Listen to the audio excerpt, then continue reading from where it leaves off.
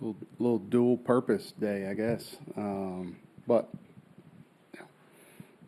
our job is to make it easy on for you guys. So that's what we're going to do. That's your only job. That's our only job, right?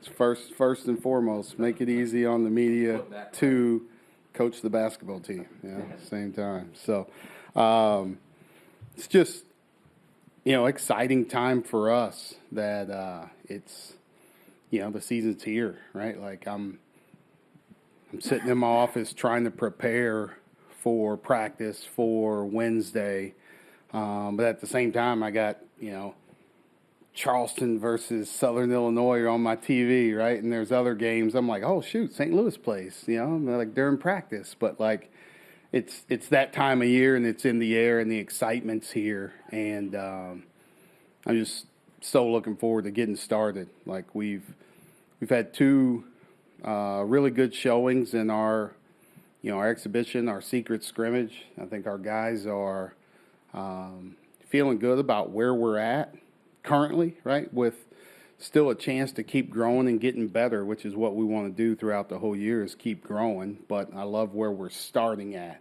and knock on wood, everybody's besides a few nicks and bruises like normal during the season, everybody's healthy and should be ready to go for Wednesday. Start with Tom.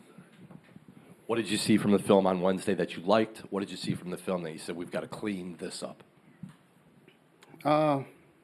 There's a lot of things I liked. I liked how we were ready to go to start both halves, right? I think that was a little bit of an issue for us before, of not being ready to go, especially start the second half at different times, different lulls. Like those guys came out of the gates competing on both ends, and I was really happy with that and pleased with that. I think there's some things that we have to clean up. We haven't been great offensively the entire fall, the whole preseason when we get no paint possessions, right? And I'm okay with some of those. Like, we're going to shoot some quick shots. We're going to get some kick ahead early threes in transition. But when we get in the half court and we don't get in the paint, like those, it's been an awful possession for us. So we got to eliminate some of those, and like talking about why those are happening and showing them why they're happening, and now keep improving on that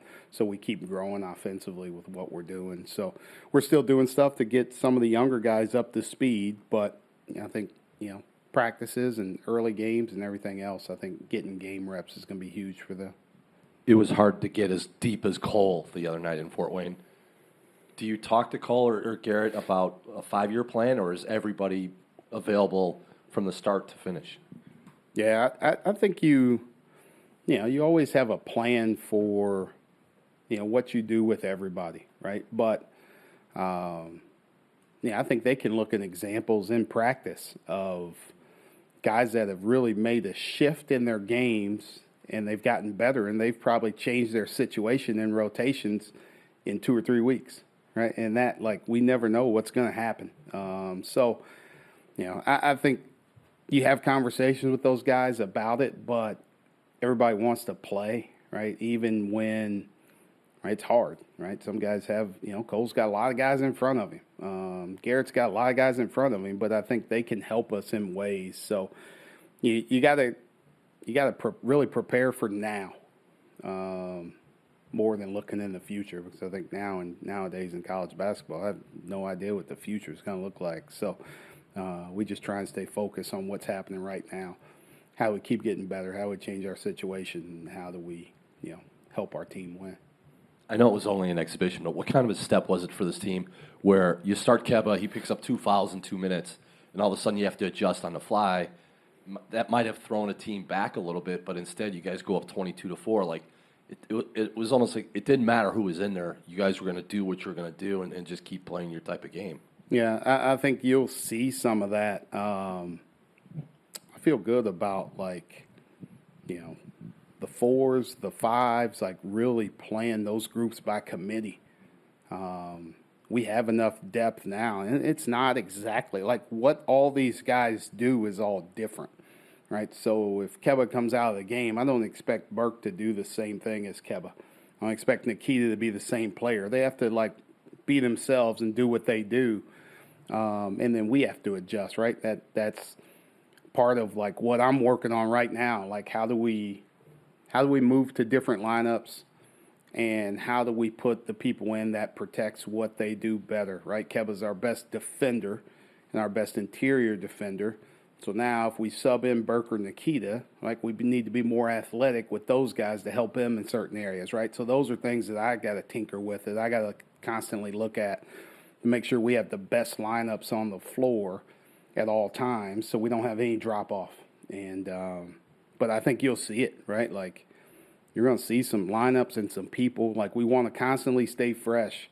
So we're going to play a lot of people because we can't have that lull, right? And that's what I thought. I thought we had a lull in the middle of the first half, and part of that was because I didn't sub as much, right? When guys are tired, we got to bring fresh guys in so we can keep our pace where we want it. We can keep our defensive intensity where we want it. And we just try and wear people down.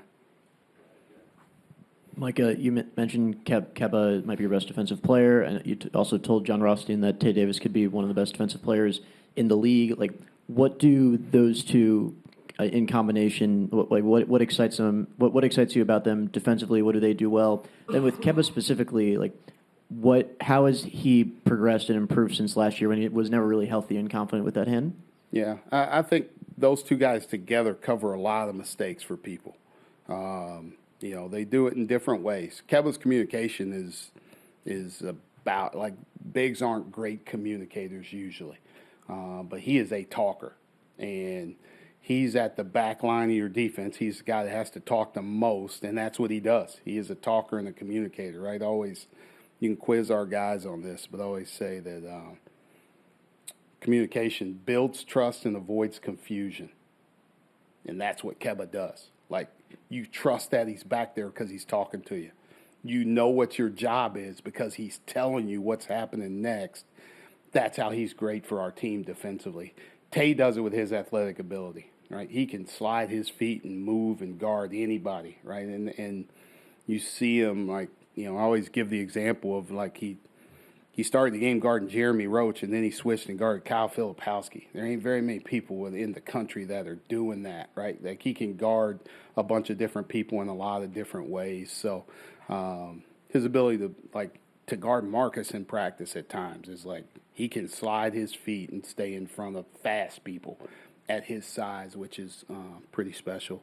I think Keba's worked, like, the biggest thing for him is, like, having a full kind of specific off season, right? Like, he came to Penn State and played as a freshman, and then, like, felt like he had to get bigger and stronger, right? Because we were playing in the Big Ten, right? And his head coach left and came to the ACC. So, like, the strength that he was putting on, the bulk that he was putting on was probably not as needed.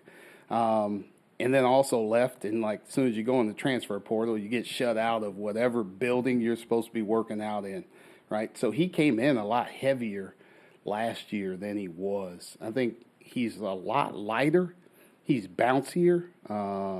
Like, his athleticism is picked up, and I think that's really helped him with his finishing, his quick finishing, and his movements defensively as well. And just one more thing for me. Obviously, you're still trying to figure out the whole rotation, but Sir was the first off the bench against Purdue Fort Wayne. Like, he missed a lot of the offseason with an injury, but what has he shown you since you guys have come back from the fall that's, like, he's ready to help us and help a lot? Yeah, he was first in by default, really. Tay was really tired, right? He was subbing in for Tay. Like, I think JR's been unbelievable. This whole fall, I think the last few weeks and how he's played, right? So, like, if you look at teams in practice, JR's with the starting group and Sir's with the other group, but that's just how we rotate. He got in first because Tay got tired, right? Like, there's no, like, man, I'm getting Sir in the game immediately. Like, I'm going to want to get him in the game, yeah, because he's a really good player.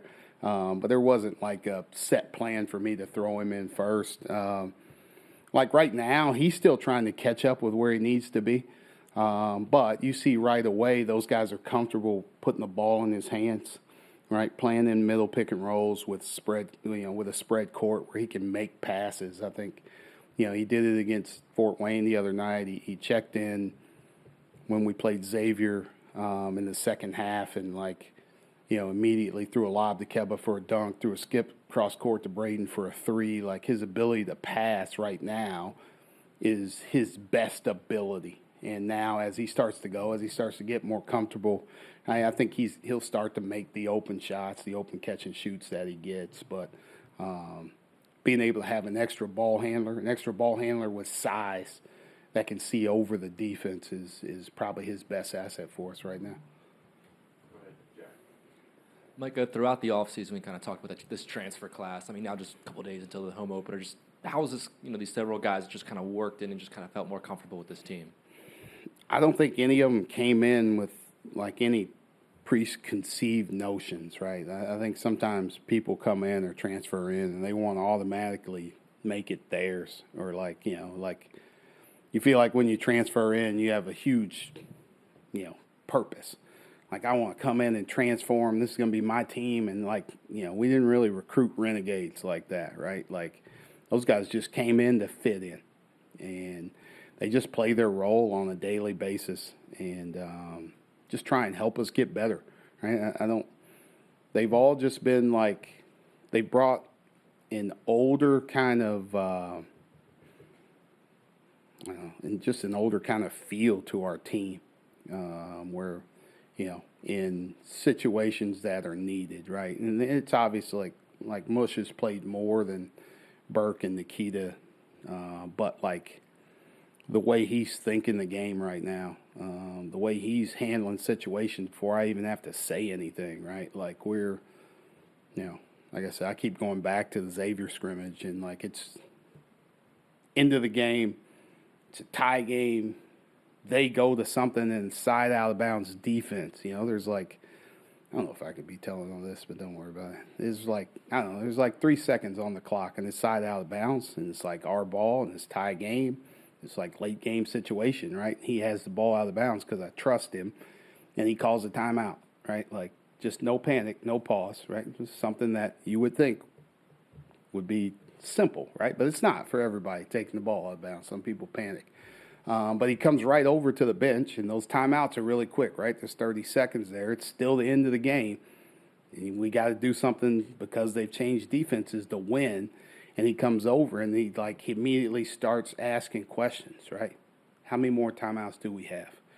Who is open? Am I looking at this still, or we can still he's thinking about the game so far ahead that you just need guys like that, right? And I think his value like that is really going to outweigh some of the things that the other guys bring, which is all positive. But him being really another coach on the floor is going to help us. And then now you personally heading into this season, how are you feeling kind of more comfortable now just in your role here at Notre Dame? Yeah, I'm still trying to figure everything out, but there's no more surprises, right? You kind of know what's happening, right? I know, where I'm going. I know how to get in certain doors. I know what time I need to get to the game and what doors I need to avoid and what time I can walk out on the court, right? Because there's sometimes I like to go out there and sit early, and it's not, and just kind of be to myself, but you're not able to at times. So, right, so now I know that too. I can't go out there until it's time for me to go and coach straight to the bench, so nobody talks to me. But, I'm still trying to grow, though, as a coach, right? That's what I said. Right now, my biggest thing is how do we get better? How do we, keep growing? Even throughout Wednesday, as we get ready for Wednesday, how do we keep growing as a team? But, how do I keep tweaking these lineups and tweaking these groups to be so we have the best groups in at all times and, outside of foul trouble or whatever it may be. So I'm a lot more comfortable here, right, in year two, and I think our team is a lot more comfortable as well. And continue to work on myself. I'm a kinder, gentler coach, if you ask our guys. Do we need to get you a credential for game nights? Is that what you're saying? I think I'm okay. I think I'm okay now. I know where I'm going. I can get where I need to be, and Goebel will be back here soon, so he'll get me where I need to go. Given how young you still are and where your guys' expectations for themselves are this year, I mean, is it important that they get off to a good start, and what do you hope to see the first few weeks? Yeah, just growth, right? Like, I think it's been a much more mature group in how we've handled day to day. Where we don't have to overdo stuff, right? There's some guys need a lot of work. Some guys don't need a lot of work.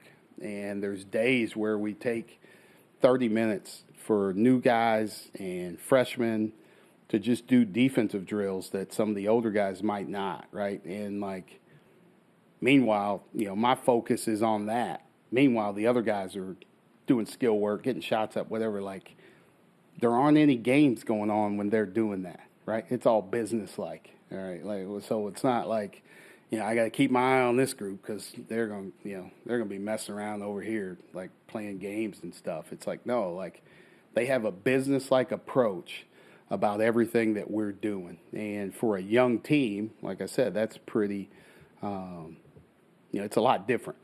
It's a lot different. I think some of that's from the maturity of the older guys, and then some of that's the younger guys growing and understanding that, like, hey, this is what it takes for us to be good. We're still trying to reach that point, but we at least know what it takes for us to be good. Now we have to operate that way on a daily basis. So how much confidence do you have right now entering the season? I really believe in our guys. I really believe in our staff. We have a defensive system, and we really talk about game plans and how we take people out of what they want to do. And our guys, have showed through 2 games that, like, they can follow game plans, right? And if we do that, if we stick to that, I think we can continue to be a pretty good defensive team. At the same time, I think we're much better offensively, and we got to keep getting good shots. We got to keep playing with the right pace. I like where we're at, right? Like, there's still a long way to go. I think we still have there's a lot of stuff we haven't covered yet, right? Which is crazy that we play on Wednesday, and there's stuff that we haven't even talked about as a team. But I think those happen early in the year as they go on, and now you have to learn through film. You have to learn through those experiences. So, but I feel really prepared to play in 2 days. And you came in and you talk about, jokingly being distracted by games on TV as you're going about your work. I mean, you're a coach, but it's clear that you're a college basketball fan. Just how much do you enjoy this time of year, particularly not kind of being so far behind the 8 ball as you were a year ago? Yeah, there's just a chance, right? There's a chance to watch more, to see more. I always watch a lot of basketball, right? Because there's something that somebody's doing that you can pick from, right? I called Coach Painter on the way in, and we were talking about different stuff, and he's like, well, I can't wait till Wednesday so I can see what you guys are doing and steal a couple of plays from you. I'm like, well, you play tonight, so I'm gonna snag some stuff right back from you, right? Like I like watching it because I like seeing other people, seeing what other people are doing, seeing if there's something that may work for our group that fits against people that are trying to guard us. So, and then just being a fan of it, it's a really cool time of the year. So, this is fun for me. You mentioned, you feel like your team's improved a lot offensively this year. I know from year 1 to year 2 at Penn State, there were pretty dramatic improvements offensively across the board. Do you feel like you kind of see maybe a similar trajectory in that regard with this team? And what kind of lessons did you take from that experience? Yeah. Improving year 1 to year 2 to this team. Yeah, I think people being more comfortable in our system, knowing what we're looking for, knowing what we're trying to do, knowing the shots we're trying to get, knowing how we're trying to attack. I think, in this short amount of time, I think if you've looked, the guys at Penn State, their second year is when they really kind of took off, right? Like Jalen Pickett was a good player for us. When he became All-American in year 2, I think part of that was being comfortable. Same with some of the other guys. So I think Marcus, Braden, JR, Roper, Tay, they're more comfortable in what we're trying to do. Now, we've also tweaked a bunch of stuff, too. because now you got to move stuff to personnel. So I'm not like, we have a defensive system. It's probably never going to change, right? But offensively, it's going to shift and move all the time. So how we played in year one at Penn State and how we played in year two was vastly different. How we played in year two at Penn State and year one at Notre Dame is really different with our personnel, and how we played. How we're going to play this year is way different than last year, right? I think that constantly needs to move. And, you find what's best for your group and what's best for your team. And then once they get comfortable with what we're looking for and how we do it and how we attack, I think that's how we, really make a move and make a shift in year two. So much of the offseason was spent on the offense. If you think about the trip to Spain to the secret scrimmage to the charity exhibition the other day, what is sort of the biggest growth you've seen offensively? Is it movement? I know you want to play with a little bit more pace as well. Yeah, I think our pace has improved, right? I think we're not scared to take a shot with 27 seconds on the shot clock, right? Because it's going to happen. Like we're going to get the ball out of the net and kick it ahead, and somebody's going to shoot a three off one pass with 27 on the clock, and I'm okay with that, all right? Because I've seen our guys and how they've worked and what they've done. I think our biggest improvement is our ball movement, how we're sharing the ball with each other, right? Like I always kept talking about we want to be a high assist team, and we could never get to that last year. But I think we had 19 the other night. We were probably, I think, 20, maybe 22 against Xavier. We want to be a high assist team, and you can do that when the ball's moving. Now, sometimes defenses don't allow that to happen, but when you play defenses that do, I think you're seeing the ball pop a little bit more, right? We're seeing it swing from one side to the next, seeing a lot more extra passes. Now guys are attacking closeouts, and they see that. They recognize it. They see how much fun it is. So we want every possession to look like that. And I think we're getting closer and closer to that. And then as the season goes on, I think we'll continue to get closer and closer to that. And then the relationship right now between Marcus and Matt, I know that in the offseason there was a little bit of mentorship with that. Through these two, exhibitions, what have you seen in terms of Matt trying to teach up Marcus? Yeah, I think they've been really helpful for each other. There's Much just tries, he just blends in. So whatever is kind of needed, that's what he does, right? So, if there's possessions there where, we may need a bucket or we may, he can sense it. So it's like, all right, how can I find a way to help Marcus get us a bucket here, right? He doesn't feel like he has to do everything himself. He's got other people thinking about him to set him up. And I don't know if we always had that. We didn't have that ability last year to do it. I think one of the, early in the second half last week, there was a defensive rebound, and they both were kind of next to each other. As I think Keba got the rebound, they were both kind of next to each other. And Mush just told Marcus to go, right? Instead of, he doesn't have to wait for the outlet. He can run. And now Mush catches it, one dribble, and kicks it ahead. And Marcus goes and gets a layup. To be able to get baskets like that, to get him on the move, to get him going towards the rim with the defense not set, is an ability that we have because we have Mush on the floor, right? I think Logan's been doing the same kind of thing in practices as well. So I think he allows us to get easier baskets. I think he allows Marcus to get easier baskets. But he's thinking about how to help him, right? He's thinking about how can I help Marcus get baskets? How can I help Braden get an open shot, right? He's thinking about those things before he's thinking about himself. Great. Thanks, Coach. Yep. Thank you, guys.